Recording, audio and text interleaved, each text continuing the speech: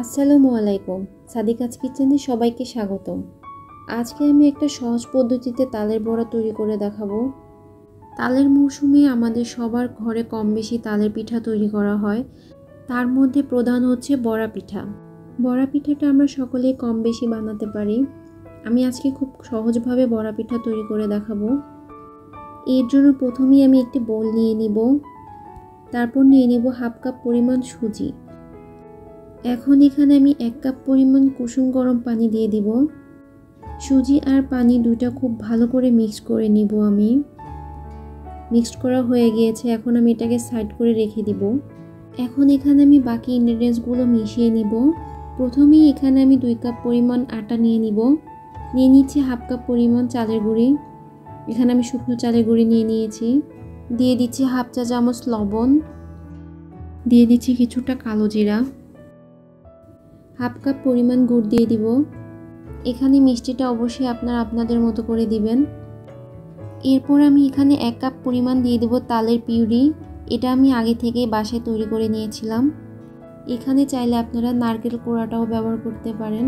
আমি নারকেল কোড়াটা ব্যবহার করছি না। এখন দিয়ে দিচ্ছি আগে থেকে ভিজিয়ে রাখা সেই সুজি। দেখতেই পাচ্ছেন সুজিটা ভিজে কতটা পানি সোফ করে নিয়েছে। এখন আমি সব কিছু খুব ভালো করে মিশিয়ে নিব। আর এখানে আপনাদের একটা কথা বলে রাখি, এখানে যদি তালের পিউরিটা আপনারা পানি দিয়ে বের করে নিয়ে রাখেন, তাহলে তালের পিউরিটা একটু পাতলা হতে পারে। সেই ক্ষেত্রে আপনাদের মিশ্রণটি পাতলা হয়ে যাবে। আপনাদের তালের পিউরিটা যদি পাতলা হয়ে থাকে, সেই ক্ষেত্রে আমি যেহেতু সুজিটা একটু বেশি পরিমাণ পানি দিয়ে ভিজিয়েছিলাম, আপনারা চাইলে এখানে একটু পানি কমিয়ে নিতে পারেন। তাহলে দেখবেন বড়া তৈরি করার জন্য মিশ্রণটা আপনাদের একদম পারফেক্ট হবে। মিশ্রণটি একটু সময় নিয়ে মাখাতে হবে এবং খুব ভালো করে একটু ফেটিয়ে নিতে হবে। আপনার স্কিনে হয়তো দেখে বুঝতে পারছেন বড়ার জন্য মিশ্রণটি কেমন হতে হবে। এখন আমি দেখিয়ে দিচ্ছি কিভাবে বড়াটা তেলে ছাড়লে আপনাদের বড়াটা দেখতে সুন্দর হবে।